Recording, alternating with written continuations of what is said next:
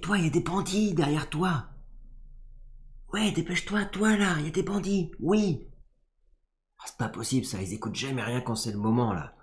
Et salut à vous, bienvenue sur cette troisième vidéo sur le jeu League of Dungeoners.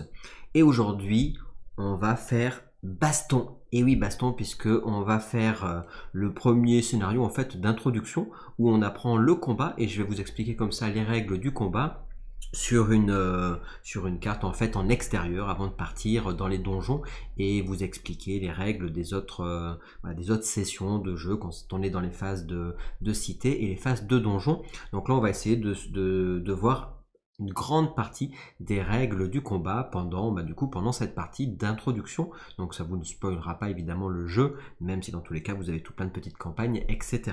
J'espère que vous allez bien. Si vous n'avez pas vu les vidéos précédentes, la première vidéo explique où j'explique tout, en fait toute la présentation du jeu, un peu de tout ce qu'on peut trouver dans League of Dungeoners. Et la deuxième vidéo, en fait, on fait du coup une création de héros.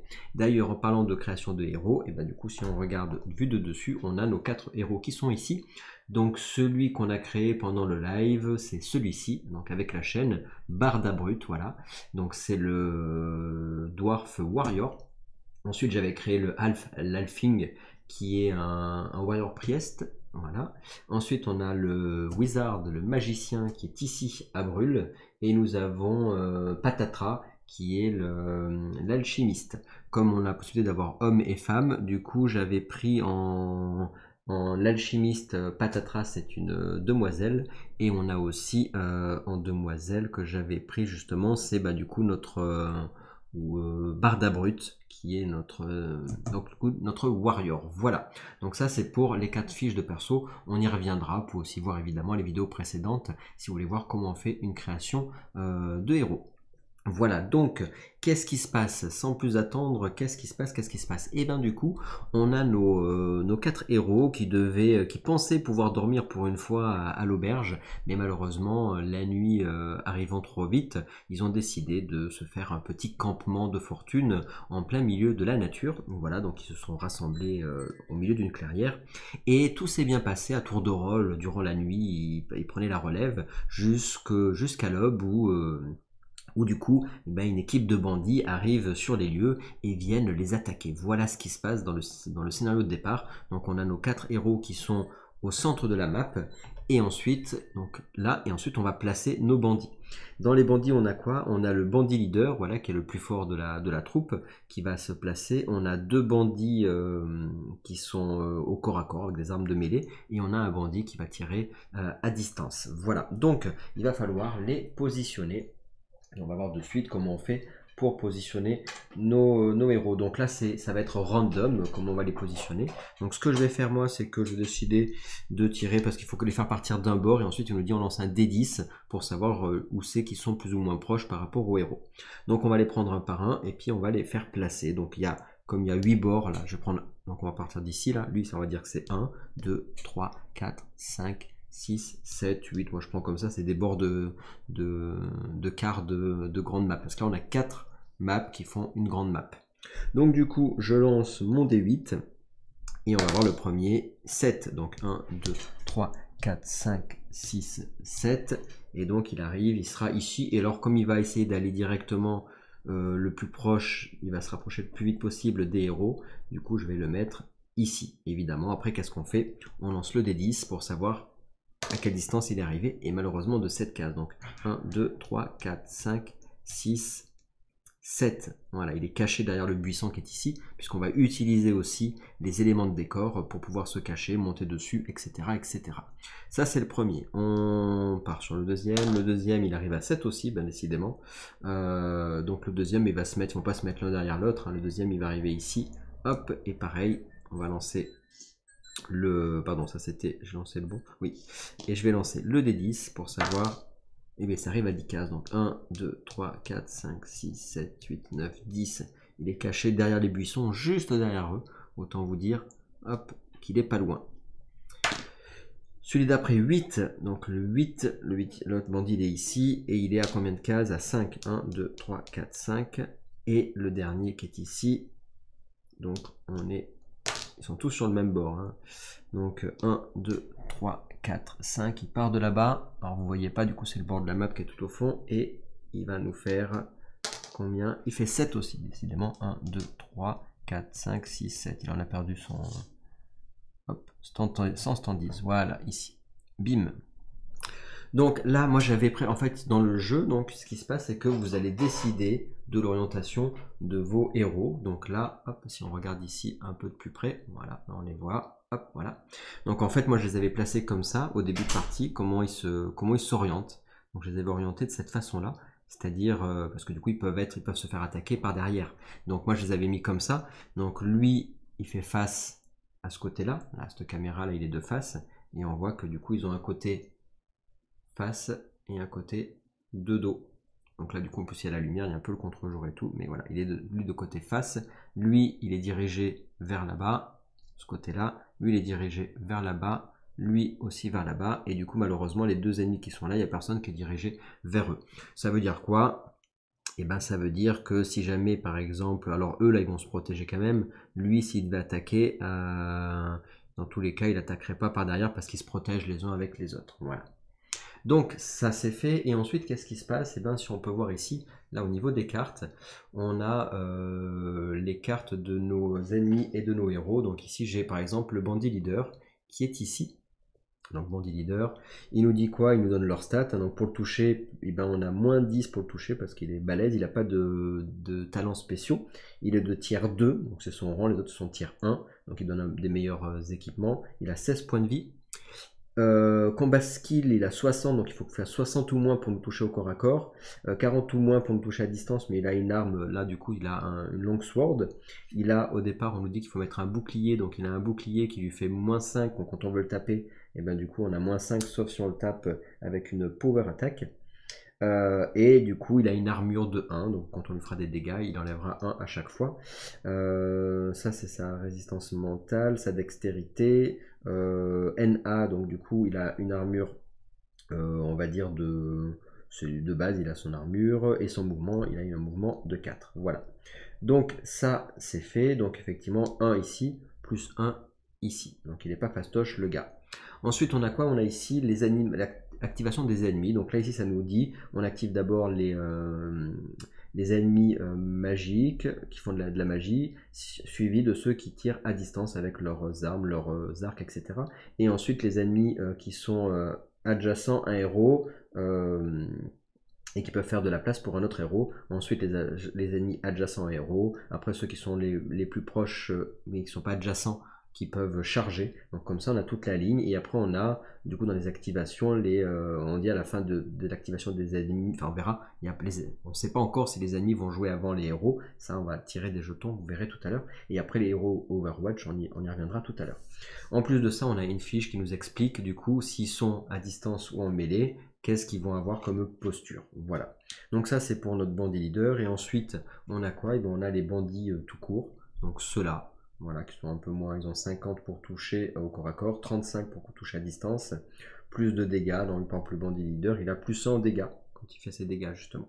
Et les autres ils ont quoi? Il y en a deux qui ont une short sword, donc ils vont taper en dégâts à 1d6 plus 2. Je vous rappelle que pour toucher dans ce jeu, comme par exemple si on a un combat skill de 60, il faut faire 60 ou moins. Et une fois qu'on a touché, après on regarde les dégâts qu'on fait. Et ensuite on en a un qui tape à distance, qui lui a une arme de corps à corps, donc du coup un des 6, et s'il tape par derrière, du coup il fait 2 dégâts de plus s'il tape derrière la cible. Et il a en plus un arc, donc un des 8, et il peut, pour une action, parce qu'on a 2 points d'action par modèle, par standees, par tour, donc du coup voilà, il faut qu'il utilise un point d'action pour recharger son arc, sachant que les ennemis commencent toujours la partie avec leurs arcs chargés, contrairement à nous. Voilà, ensuite on a quoi? Donc en gros rapidement, hein, donc là on avait déjà fait, je vous ai dit, le Blizzard, etc. etc. Et ici on a, hop, dans nos cartes qui sont là, on a quoi? Et bien du coup on a plusieurs choses. Ça ce sont les 3 sorts que j'ai pris pour le magicien. On avait le droit à 3 sorts de niveau 1. Ça c'est la mala que ça utilise à chaque fois qu'on le lance. Ça, c'est la difficulté. Ils sont de niveau 1, mais du coup, on a une difficulté. Là, c'est difficulté de 5. Ça veut dire qu'on va devoir faire un test d'arcane. Donc, par exemple, notre wizard, il est bien parce qu'en arcane, il est à 66. Il faut faire 66 ou moins, sauf que lui, pour lancer ce sort, il faut faire 66 moins 5. Donc, il faut faire 61 ou moins pour lancer ce sort. Lui, par exemple, bah, du coup, il faudrait faire 58 ou moins, parce que du coup, il a une difficulté de 8, etc. Donc là, c'est la mana que ça utilise. Ça veut dire que quick, ça veut dire que ça utilise qu'une seule action parmi nos deux actions. Et quand il n'y a pas marqué quick, c'est un standard, ça veut dire que ça utilise deux actions pour le lancer. Missile, pourquoi? Bah ça, Magic Missile, ça veut dire qu'on va pouvoir le lancer en ligne of sight, ça veut dire là, en extérieur ici, on nous explique qu'en début de scénario, comme ils sont au petit matin et qu'ils sont faits prêts par surprise, ils peuvent tirer à distance jusqu'à 10 cases avec les arcs, alors que logiquement, ça serait plus. Voilà.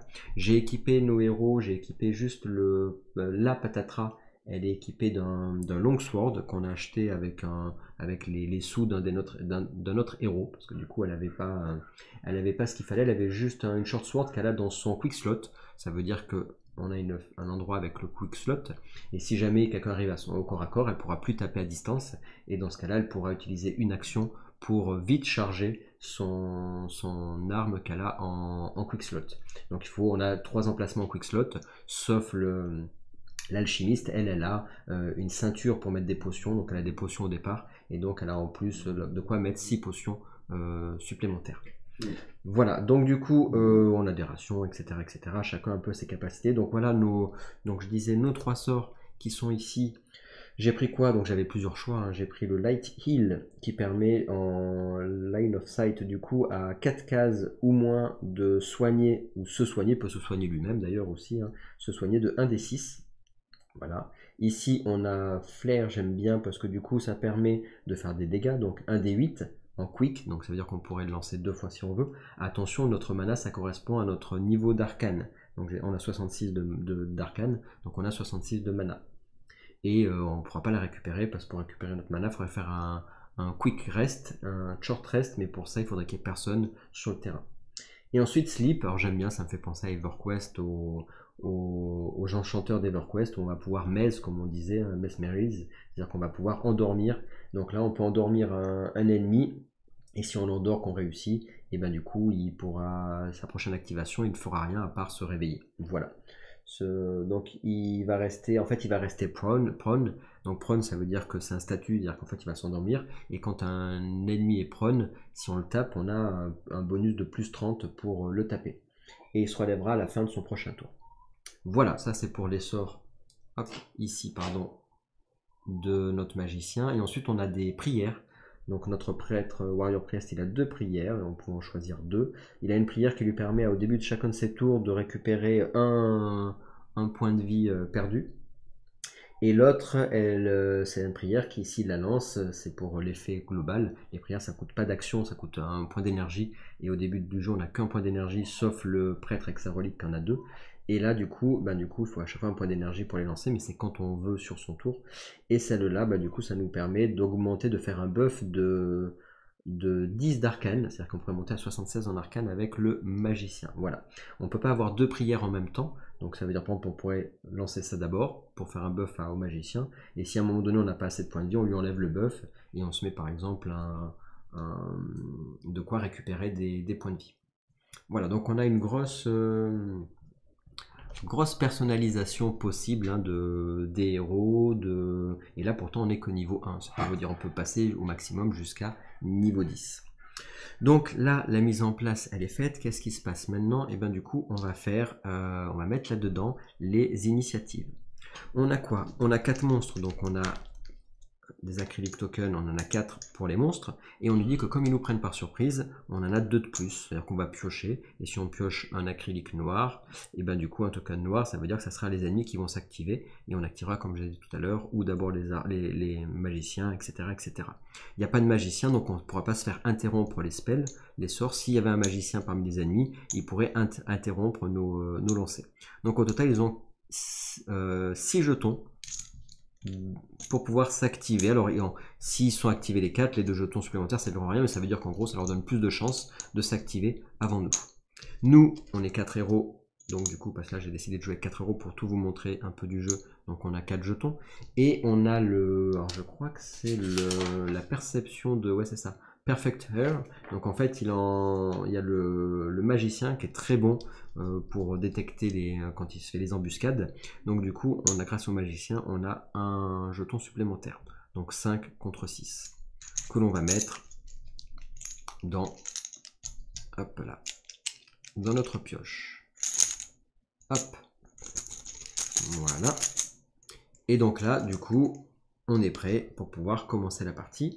Je vous montre en plus de ça ici la fiche qui permet de récapituler, surtout quand on joue en solo, ça permet de récapituler tous les héros. Donc là, c'est des points de vie. Alors, threat level, la menace, vous la voyez pas, mais au-dessus, on l'utilise pas parce qu'on n'est pas là dans le donjon et on est en introduction. Là, le moral du groupe, c'est on prend la force mentale de chacun qu'on divise par 10, arrondi à l'inférieur. Et donc, du coup, ça m'a donné au total 13 pour le moral du groupe réuni en tout.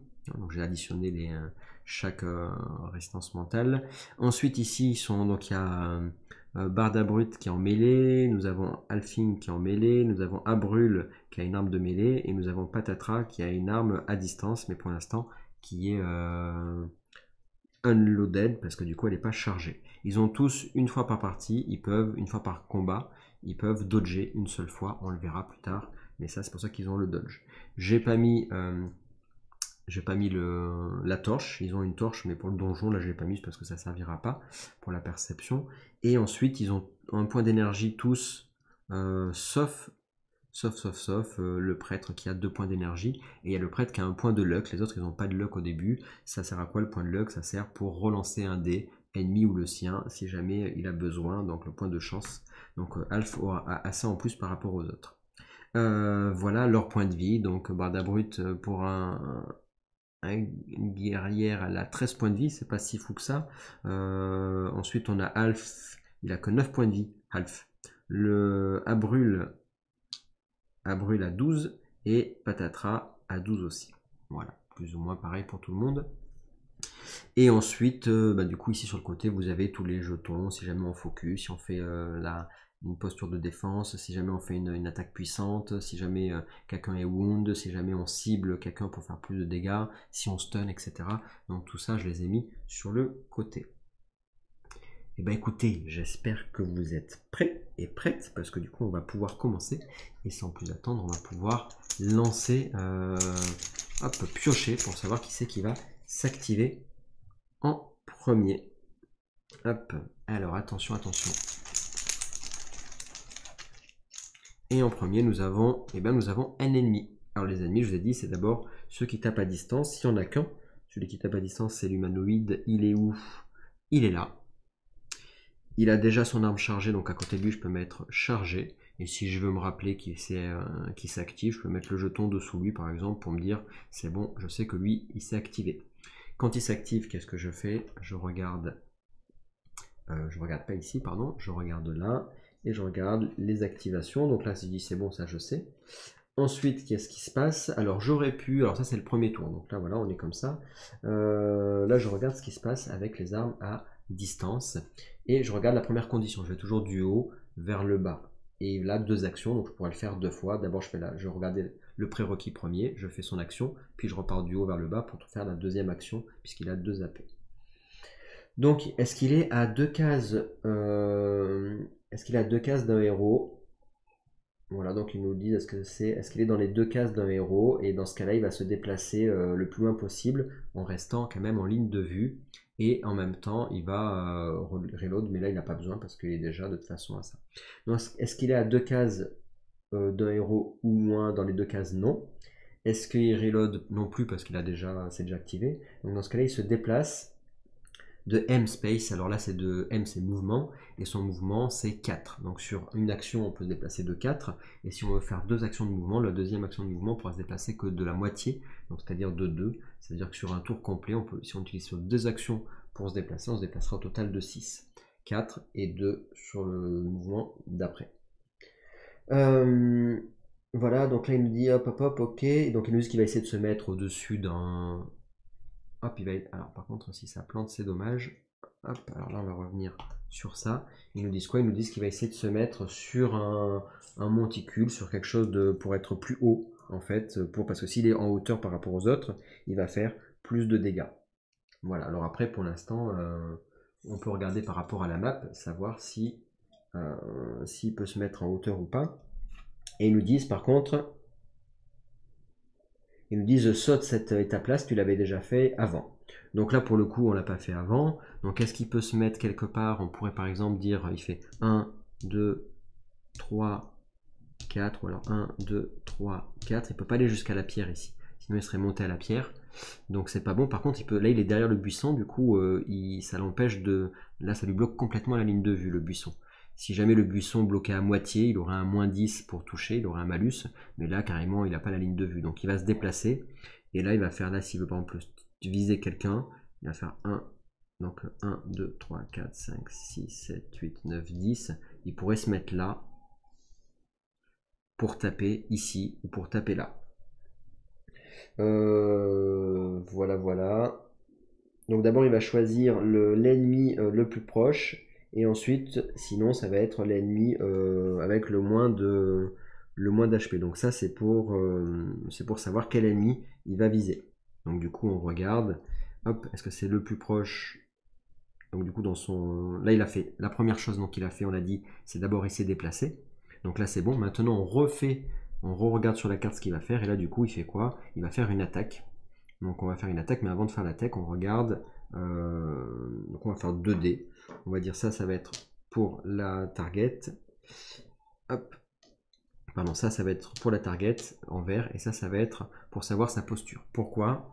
Parce que ici, on voit que quand donc du coup on a dit ça il a déjà fait, donc il passe en phase d'attaque, et en phase d'attaque, on va lancer un D6. S'il fait 1 à 4, il va charger son arme. S'il fait 3 à 6, il va faire les dégâts. Voilà. Sur certains blats. Pourquoi je vous dis ça? Parce qu'on aurait pu aussi faire d'abord un D6 pour savoir s'il faisait une action spéciale. Sauf que du coup, il n'a pas d'action spéciale. S'il avait une action spéciale, notre bandit, et bien effectivement, on ferait un D6 pour savoir si il faisait sur 5 à 6, il ferait une action, un talent. Mais là, du coup, comme on sait qu'il a que des attaques, il n'a pas de talent, on sait que ça sera obligatoirement là-dedans. Donc de 1 à 4, bah, du coup on sait qu'obligatoirement c'est de 1 à 4, c'est pas de 5 à 6. Et après à l'intérieur, on voit que 1 à 2, il charge son arme pour taper pour être sûr de mieux taper. Et 3 à 6, il shoot. Et on va regarder aussi qui c'est qui shoot en lançant un dé. Donc on lance le D6. Donc je vous ai dit celui-là pour savoir qui c'est qui va être ciblé. 3, donc 3 ça va être l'ennemi le plus proche. Et ensuite, du coup, on va lancer un autre dé pour savoir s'il charge ou... Donc là, j'ai fait un 1. Et un 1, on voit que du coup, un 1, il charge, il tape pas. Donc dans ce cas-là, il n'y a pas besoin de cibler, il va juste charger. Et au tour d'après, comme ça, il sera plus sûr de faire des dégâts. Donc du coup, on revient là-dessus. Donc qu'est-ce qui se passe? En fait, il a décidé de pas taper direct. Il a préféré charger son arme. Et comme ça, il aura un plus 10 à sa compétence de RS, de range skill. Donc on lui met un aim, ça veut dire plus 10. Et on sait qu'au tour d'après, du coup, il aura plus de chances de faire les dégâts. 1, 2, 3, 4, 5, 6, 7, 8, 9, 10. Il peut aller jusque là, il peut toucher partout. Enfin là, ça va bloquer parce qu'il y a lui entre temps, mais voilà. Donc lui, il a chargé. C'est son activation. Ensuite, on reprend. Hop, et le deuxième, ça va être encore un ennemi, décidément. Donc là, l'ennemi d'après, ça va être qui? Comme ils sont tous au corps à corps, donc on nous dit quoi? On nous dit un ennemi qui pourrait faire la place à un autre ennemi. Là, globalement, ils sont pas collés au héros, donc du coup, c'est pareil, peu importe, il n'y en a pas un qui fera plus la place qu'un autre, donc on s'en fiche. Celui qui est le plus proche qui peut charger. Donc le plus proche pour charger, c'est on va sprinter vers les ennemis, et il faut faire 4 maximum. Là, c'est trop loin. 1, 2, 3, 4, c'est trop loin, donc il n'y a que lui qui peut charger. Et il va charger qui? Du coup, il peut charger... S'il charge lui, il doit passer, là, il peut pas passer, il est bloqué par la... Là, ça le bloque complètement, il peut pas passer, parce qu'il a la forêt, là. Donc, il faut qu'il passe à travers ici. Donc, s'il passe par là, il pourrait, mais c'est presque obstrué complètement par ça aussi. Donc, il va faire 1, 2, 3, 4, et il peut charger lui. Donc, il va faire 1, 2, on peut se déplacer en diagonale. Donc du coup, on peut l'orientation des figurines, c'est un peu galère dans les règles, mais en gros, on peut avant chaque action, on décide de l'orientation de la figurine. Donc là, du coup, il fait ça, il va se charger sur lui, donc il fait 1, donc il est là, il fait 1, 2, là il rentre en zone de contrôle. La zone de contrôle, c'est quoi en fait? Vous avez une zone de contrôle, quand vous avez une figurine comme celle-ci, tout ce qui est devant elle, les 3 cases devant elle, c'est sa zone de contrôle, plus les 2 cases sur ses côtés. Par contre, tout ce qui est derrière la figurine, les 3 cases de derrière, ça fait pas partie de la zone de contrôle. C'est pas tant utilisé que ça sur ce jeu, un peu dommage d'ailleurs je trouve, c'est juste utilisé que si jamais il y a une figurine qui est à l'intérieur de la zone de contrôle, quand elle se déplace à l'intérieur de cette zone de contrôle, elle utilise 2 de mouvement au lieu de 1. Voilà. Bref, là il charge, et s'il arrive à charger, il va pousser le héros. Et il a le droit de pousser jusqu'à 2 héros, donc c'est-à-dire que là, le deuxième qui est là, il va être poussé aussi. Et si jamais ils sont bloqués et qu'ils ne pourraient pas être poussés, qu'ils ne peuvent pas aller en diagonale ni rien, dans ce cas-là, ils vont être prone, ça veut dire qu'ils vont tomber au sol. Est-ce qu'il réussit? Alors nous, qu'est-ce qu'on a de spécial? Il ne nous tape pas par derrière, on est dans sa zone il est dans notre zone de contrôle. Donc il n'a pas un bonus pour toucher en étant par derrière. Par contre, lui, comme il charge, il a un bonus de 10. Et notre bandit, au départ, il a 50 en combat skill. Donc 50 plus 10, il a 60. Donc il faut qu'il fasse 60 ou moins. Est-ce qu'il a des malus? Il n'y a rien qui le bloque spécialement. Nous, notre warrior, parce que du coup il attaque Barda Brut, elle n'est pas pour l'instant, Barda Brut, elle n'est pas en position de ce qu'on appelle le stance pari. Elle n'est pas en position de défense, hein. Donc elle ne pourra pas parer avec son arme, sinon elle pourrait parer avec son arme. Elle peut dodger une fois par partie, ou elle peut parer avec son bouclier aussi, si elle peut parer autant qu'elle veut avec le bouclier d'ailleurs, mais elle peut dodger qu'une seule fois dans la partie. Alors elle aurait un plus 15 pour dodger si elle était en posture de défense, ou avec son bouclier, sauf que là elle n'est pas en posture de défense, donc elle a un moins 15 pour parer avec son bouclier si elle veut parer avec le bouclier, et parce qu'il n'attaque pas par derrière. S'il attaque par derrière, elle ne pourrait pas parer évidemment ni dodger. Et sinon, elle peut dodger avec pas de malus, pas de bonus, mais elle pourrait dodger avec un plus-moins 0. Donc voilà, elle pourrait, mais c'est valable qu'une fois par partie. Donc est-ce que c'est intéressant d'utiliser de suite le dodge? Je sais pas, bon, sachant qu'il a chargé, qu'il va pousser les deux et tout, ça peut être pas mal d'essayer de dodger, et puis après on a notre bouclier pour parer, voire même notre arme, c'est possible aussi. Donc vous avez vu, il y a pas mal de choses quand même à retenir dans les options du jeu, juste déjà par rapport à tout ça. Et ben écoutez, qu'est-ce qu'on fait? On décide on va dodger. Alors on va dodger, alors sachant que déjà, est-ce que il nous touche? Donc on a le petit, hop, voilà, ça c'est avec le all-in, on avait ça. Et donc on va voir si on se fait toucher. Donc hop, on est là. Notre D10, il est où? Il est ici. Donc il faut qu'il fasse, on a dit, comme c'est une charge, 60 ou moins. Par contre, celui qui charge, le tour d'après, il ne pourra pas être en posture de défense, donc il ne pourra pas parer, il ne pourra pas utiliser son bouclier, bon là il n'en a pas, et l'adversaire aura un plus 10 pour le toucher. Voilà, donc du coup, parce que il aura fait sa charge avant. On y va. 34, ça passe, donc logiquement, on se fait toucher, sauf que nous on a dit qu'on allait dodger, donc on va essayer de dodge. Le dodge, il faut regarder les capacités de notre Barda Brut, et la partie du dodge qui est tout là-haut nous dit qu'il a, malheureusement, le dodge en gros c'est la dex, il est à 41. Donc s'il fait 41 ou moins, parce que là il aurait eu, si on était en posture défensive, il aurait eu plus 15, il aurait eu 56, dommage. Allez, on espère. Et c'est un rat, la loose. Je fais 48, il fallait faire 41 ou moins pour dodger. Et ben du coup, malheureusement, le dodge, on ne pourra plus le faire, parce qu'on a utilisé notre dodge, et en plus de ça, on se prend les dégâts.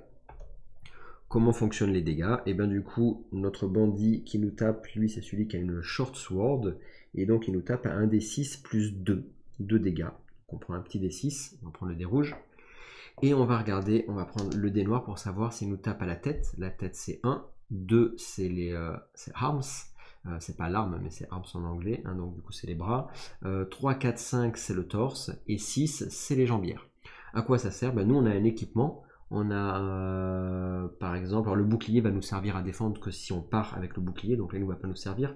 Par contre, aux jambières on n'a rien, à la tête on n'a pas de quoi se défendre non plus. Par contre, on a une Leather Jacket qui nous permet de défendre à la fois au torse et à la fois dans les bras, et ça nous fait 3 de défense. Donc ça pourrait être pas mal. On y va, il fait 5 de dégâts, et on a de la chance, il tape au torse justement. 3, 4, 5 c'est le torse. Donc 5 de dégâts, malheureusement ça aurait été 1, 2 ou 3, ça aurait été absorbé par l'armure, on n'aurait pas perdu de points d'armure et nous on n'aurait pas pris de dégâts. Sauf que là, comme ça dépasse notre valeur de défense de l'armure que l'on a équipée à cet endroit là, et ben du coup malheureusement on va prendre des dégâts et en plus on va perdre en durabilité d'armure. Donc là, on va prendre quoi? On va prendre 2 de dégâts, parce que 5 moins 3, ça fait 2. Donc du coup, ici, on est là. Et donc Barda Brut va prendre 2 de dégâts, donc il était à 13, ça fait 12, 11. Voilà, on passe à 11 points de vie. Et ensuite, au niveau de l'armure, ici, tchac, on regarde là. Donc on voit quoi? On voit ici, hop, qu'en durabilité, on avait... on a quoi? On a sur le torse, je vous ai dit. On a 2, c'est la même chose hein, ici ou ici, c'est le même. Hein, donc à partir du moment où là on va perdre 1 de durabilité, donc je vais effacer 1. On peut avoir jusqu'à 6 de durabilité sur un objet non magique, sinon c'est 8 sur un objet magique. Là il va tomber à 1, et si jamais il tombe à 0, bah du coup il marchera plus. On ne pourra plus utiliser la défense, il faudra le réparer, ça nous coûtera des sous. Et sinon bah, c'est comme ça pour toutes les armes et les armures. Hein, et même voir des équipements. Donc attention, là on va plus avoir que 1 de durabilité. Voilà, donc ça, et bah du coup, c'est pas de bol. On a pris 2 de dégâts et surtout, avec la petite gomme qui va bien, et bien du coup, j'enlève 1 de durabilité sur notre armure. Voilà. J'espère que pour l'instant, ça vous plaît, que c'est clair dans les explications. J'ai passé pas mal de jours à potasser le livre de règles, aller sur BGG, aller sur le Facebook et tout, pour essayer de vous faire quelque chose le plus fluide possible. Voilà. Donc ça aussi s'active, on lui met l'acrylique, hop, dessous. Voilà, celui-là c'est fait. Et du coup, on rebelote. On y va. On pioche. Et décidément, j'ai pas de chance. C'est que les ennemis qui s'activent. Hein. Donc, autre ennemi, bah là, il y en a 2. Les 2, ils peuvent pas charger, donc ils sont ex aequo. Donc, du coup, qu'est-ce qu'on fait? Et un ennemi qui a assez de déplacement pour faire tout son déplacement. Donc 1, 2, 3, 4, 5, 6, il peut arriver au corps à corps. 1, 2, 3, 4 aussi. Donc logiquement, comme tous les deux ils ont la condition requise, il va falloir lancer le dé. 1, 2, 3, 4, 5, 6. 1, donc c'est lui qui va s'activer. Donc lui s'active. Il fait quoi? Et bien dans la posture du perso, alors je sais que j'ai mis la carte parce que j'en ai 2 partout et j'ai foutu la carte je sais pas où. Ah, donc du coup en posture de perso, qu'est-ce qu'on voit au corps à corps? Hop, on est ici. On nous dit quoi? Donc on avait dit tout à l'heure ici, premièrement voilà, si il a plus de mouvement que... Est-ce qu'il a plus de mouvement pour arriver ou pas? S'il est en mouvement space, alors du coup je regarde juste par contre. Ici ok. Donc là du coup on voit que ça il peut pas le faire parce qu'il est trop loin celui-là. Même, enfin du coup l'autre même. 1, 2, 3, 4. Donc lui 1, 2, 3, 4, 5, 6, pardon. J'ai dit une bêtise parce que du coup l'autre pouvait s'activer. Bah non mais il le fera comme ça après. Donc celui-là il va quand même s'activer. Le premier qu'est-ce qu'il fait? C'est il va pas pouvoir se déplacer puis après faire une posture pour taper.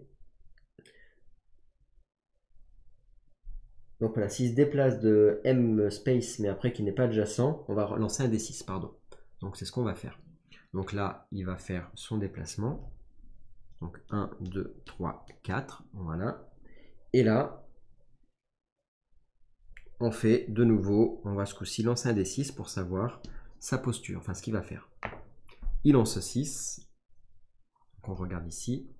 S'il avait fait 1, il se serait en défense défensive. S'il avait fait 2 à 4, il serait allé au corps à corps. Et de 5 à 6, il charge le héros le plus proche.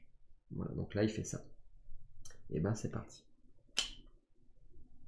Et décidément, on se prend la pâtée. Donc il charge 1, 2, et il va charger notre alchimiste, notre patatras.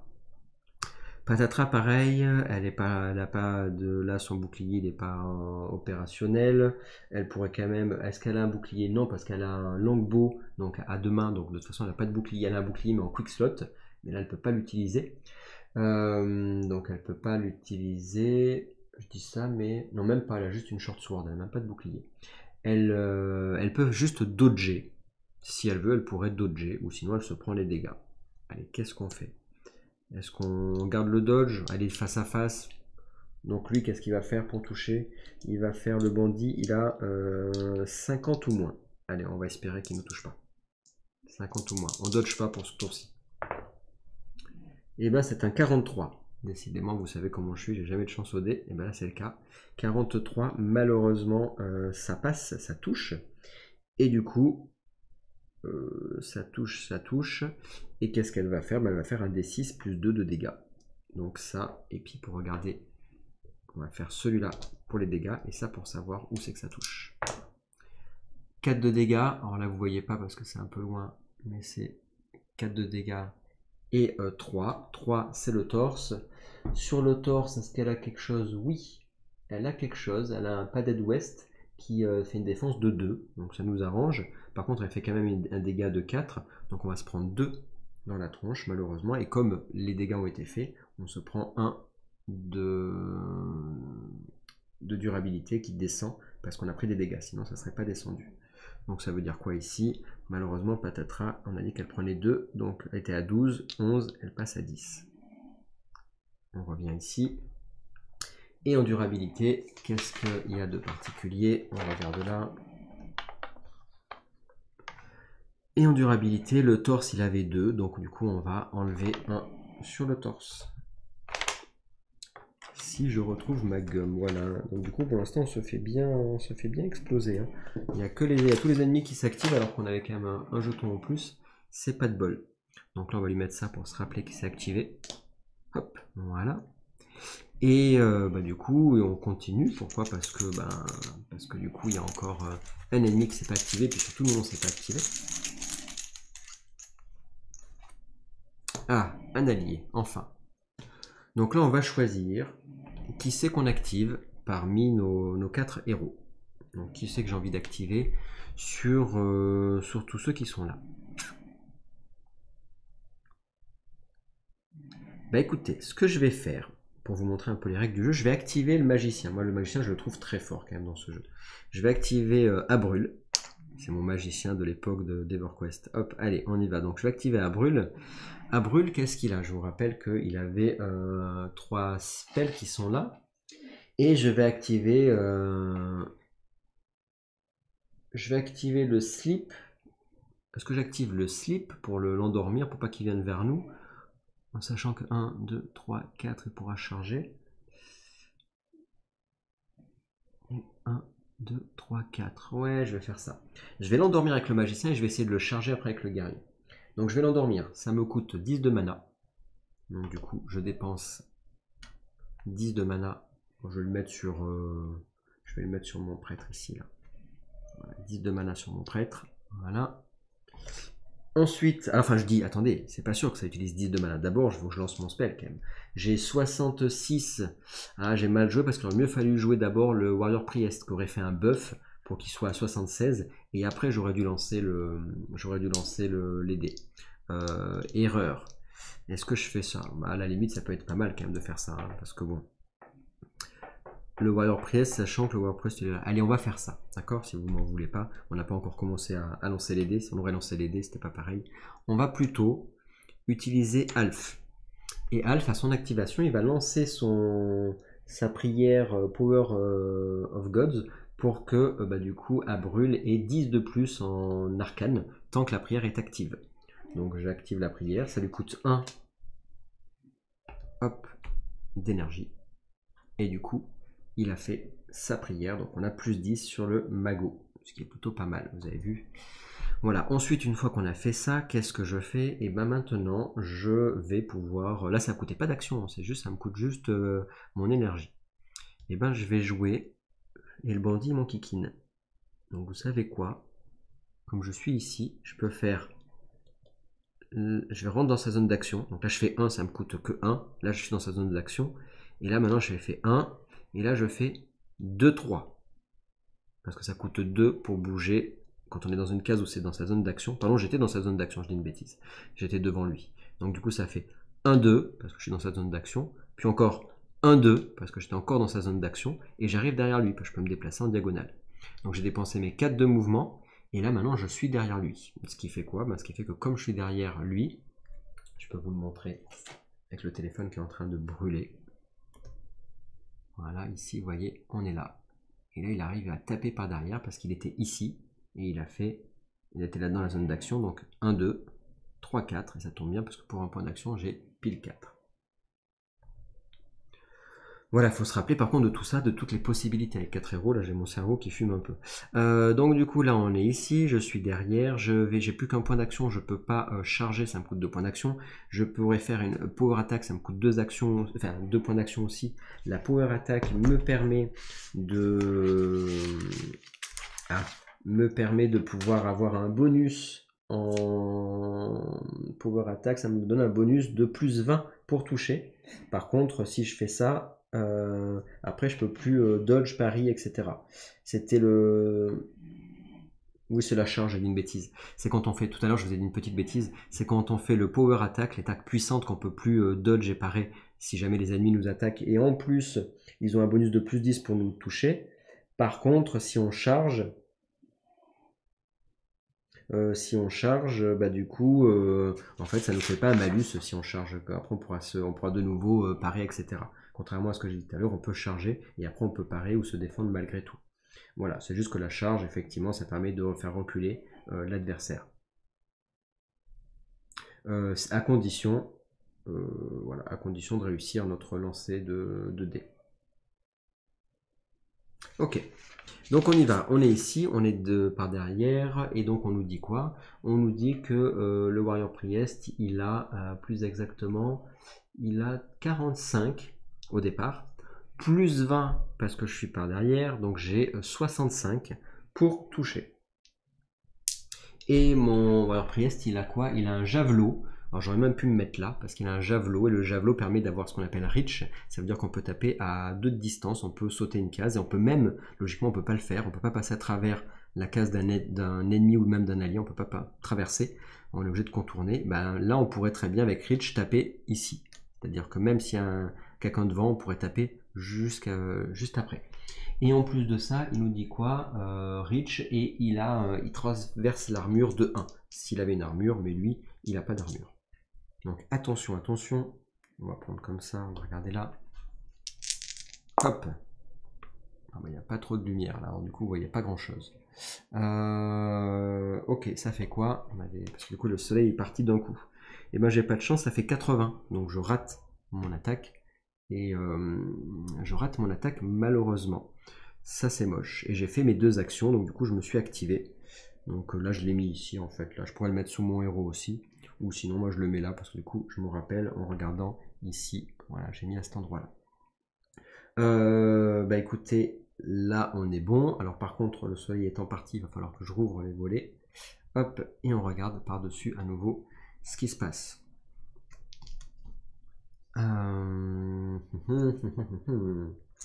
Alors, qu'est-ce qu'on fait? Eh ben, c'est encore un héros de jouer. Et donc, ce coup-ci, on va pouvoir activer le magot.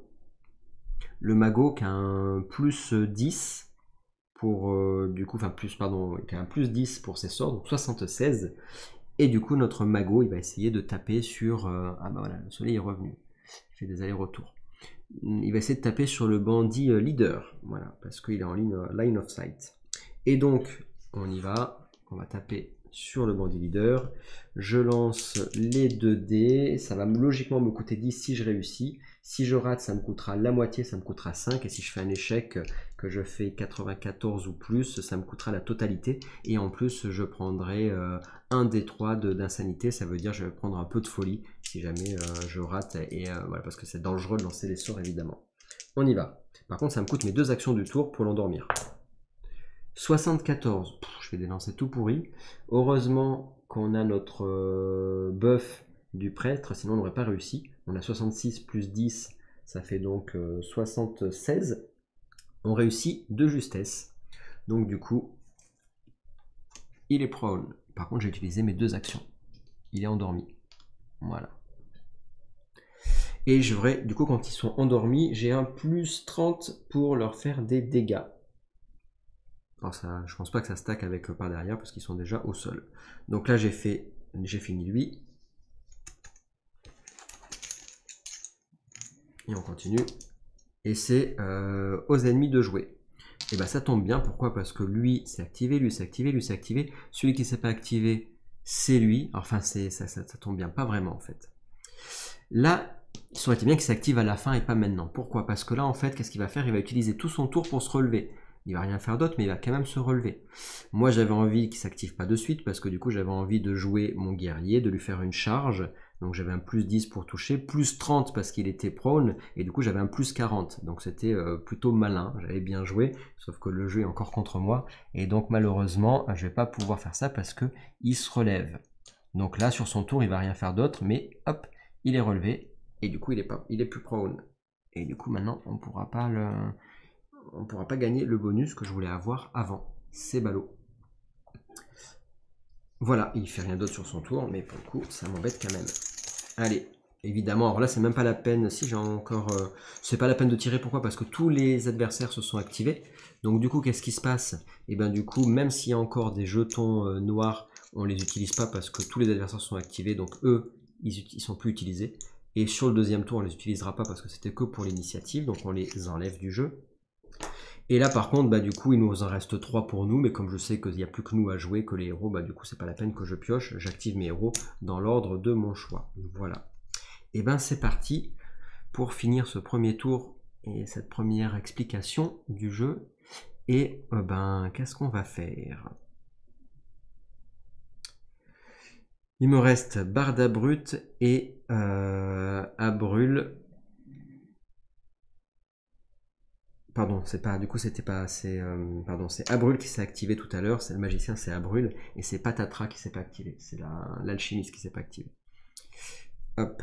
Donc par contre, comme j'ai réussi mon spell tout à l'heure avec Abrul justement, et ben du coup je dépense. Ah.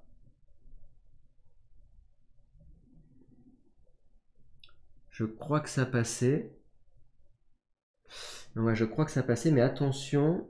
Ah, et c'est pas sûr. Sleep 10. Et non, et non, et non, et non, et non. Erreur technique, parce que tout à l'heure j'ai lancé. J'ai dit c'est bon, je suis à 66 plus 10, 76. J'ai fait 74, ça passait. Sauf qu'en fait, il y avait la difficulté du spell qui était de 10. Donc du coup, au lieu de faire 76 ou moins, il fallait que je fasse 66 ou moins. Donc en fait, j'ai raté. Aïe, aïe, aïe, aïe, aïe. Donc pardon, excusez-moi du coup, parce que ça fait pas mal d'infos à faire attention pour pas faire d'erreur. Donc du coup, j'utilise pas 10 de mana, ça me coûte 5 parce que j'ai raté. Mais comme j'ai raté, qu'est-ce qui se passe sur le plateau? Eh ben ça change tout. Ce qui change, c'est que du coup, lui, il était pas prone. Et donc quand il s'active, et ben en fait, il va jouer. Donc attention. Et il va jouer, et il va faire quoi? Et ben du coup, il va faire son activation, qui est... Est-ce qu'il a plus de 4 cases? 1, 2, 3, 4 d'un ennemi? Non.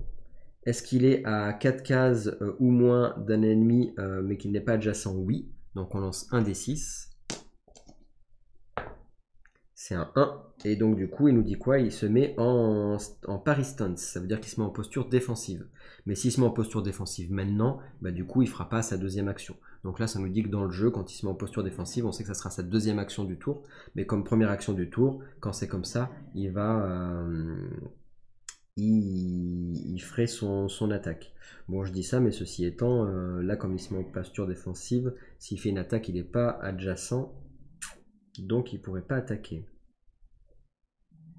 Donc ça veut dire qu'il va être... ouais. Ouais. Bah du coup, ça veut dire quoi? Ça veut dire qu'il va en fait se mettre en posture défensive et il va avancer de 1, 2, 3, 4. Il va pas charger parce qu'il n'a pas 2 de... Il n'a pas 2 de... Pardon, il a pas 2 d'action, de points d'action. Donc il va s'avancer. Et il va se mettre en posture défensive, donc ça veut dire qu'il va gagner un plus 10 et il tombe sur nous. Voilà, il est près de nous. Et défensive, voilà, parry stance. Donc il a un plus 10. C'est plus compliqué pour le toucher. Alors, les ennemis, parry stance. C'est où que je l'ai mis là-dessus? Ouais, c'est ça, c'est moins 10. Par contre, je l'ai pas là-dessus. Ouais, alors bon, c'est pas grave, je lui mets un petit token quand même, il a pas plus 15, c'est pas comme nous, c'est plus 10, mais on s'en rappellera. Voilà, il est en stance de pari. Voilà, donc il s'est rapproché de nous et s'est mis en posture défensive. Maintenant, désolé, maintenant c'est à nous de jouer, et du coup, ben, notre warrior ne peut pas charger parce qu'il est au corps à corps, donc pour le coup ça change un peu la donne. Et notre alchimiste, et ben du coup il peut pas taper à distance avec son arc. Pourquoi? Parce qu'il est au corps à corps aussi avec hop, un adversaire. Vous voyez, on est comme ça dans la situation. Voilà. Donc du coup, qu'est-ce qu'on va faire? Qu'est-ce qu'on va faire? Si notre alchimiste il décide de prendre une épée pour taper au corps à corps, il est obligé d'utiliser son quick slot. Son quick slot, c'est un d'AP, c'est une action. Donc prendre le temps de changer d'arme pour pouvoir taper, il pourrait, sans bouger. Dans ce cas-là, il dit tiens, j'enlève mon arc. Et voilà. Sinon, il peut se déplacer. Mais s'il se déplace, est-ce qu'il aura assez pour taper? Et oui, parce que s'il se déplace, il va pouvoir reload en même temps. Ok. Donc du coup, ce qui se passe là, c'est qu'il va se déplacer. Donc il va faire 1, 2, 3, 4. Il se déplace, donc il était dans sa zone de contrôle, donc ça fait 1, 2, 3, 4 pour sortir de sa zone de contrôle. Donc voilà. Il a fait 4 mouvements, donc du coup, enfin 4 mouvements, il a fait 4 déplacements qui correspondent à son action de mouvement. Et quand on fait une action de mouvement, on peut décider de reload en même temps. Logiquement, c'est une action, sauf si on se déplace. On peut se déplacer et charger son arme en même temps.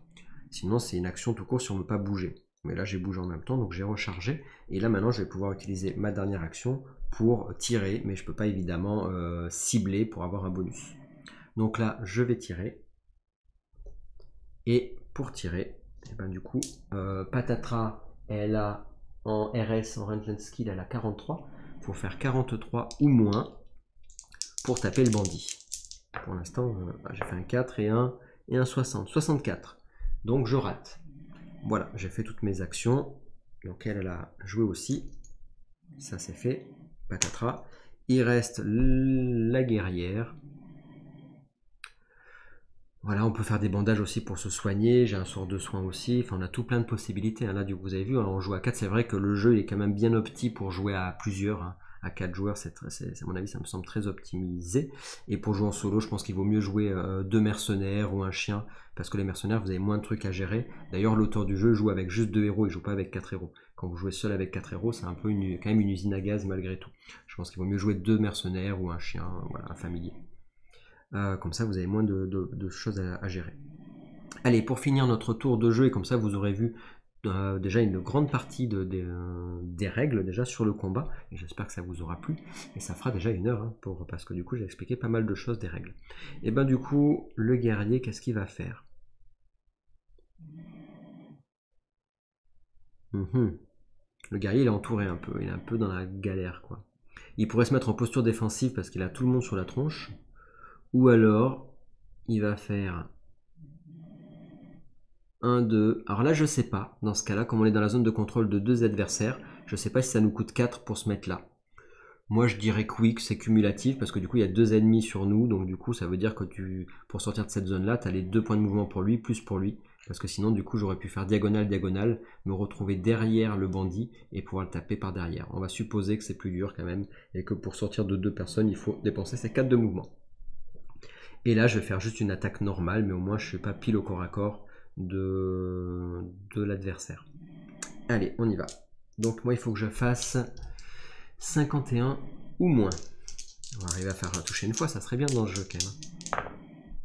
87, génial. Et attention parce que, alors si je fais dans ce jeu, si vous faites une réussite critique de 0 à 5, vous récupérez un point d'énergie, ou alors une fois par combat, vous pouvez augmenter de 1 une stat ou un skill. Alors il faut que je revérifie si c'est un point, si c'est la stat ou le skill que vous augmentez de 1 ou si c'est juste un point pour augmenter les stats. Mais je pense que c'est vous augmentez carrément une stat ou un skill de 1 directement, ce qui est très fort. Voilà, mais c'est une seule fois par combat. Mais bon, là, moi, je fais que des jets tout pourris. Bah, du coup, je suis pas arrivé à toucher. Voilà. Bah, écoutez, là, on est pas mal, puisque du coup, je vous ai expliqué déjà pas mal de choses sur, bah, du coup, sur l'explication du combat. J'espère que ça vous a plu. Il n'y a pas trop la mise au point. J'espère que ça vous a plu. N'hésitez pas à mettre un petit j'aime, à commenter, à partager si vous aimez les vidéos. Et si ça vous a plu, ben, du coup, je pense que je referai une autre vidéo pour aller, pour continuer le combat, pour voir qu'est-ce qui va se passer sur ce premier scénario. Et après, on fera la phase de settlement, donc de cité. On va aller à la cité, on va se déplacer, on va acheter des choses et on va partir après au fin fond d'un donjon si jamais vous êtes nombreux et nombreuses à être intéressés par le jeu. Allez, je vous fais des bisous et puis on se retrouve très vite pour d'autres vidéos. Et je vous dis au revoir.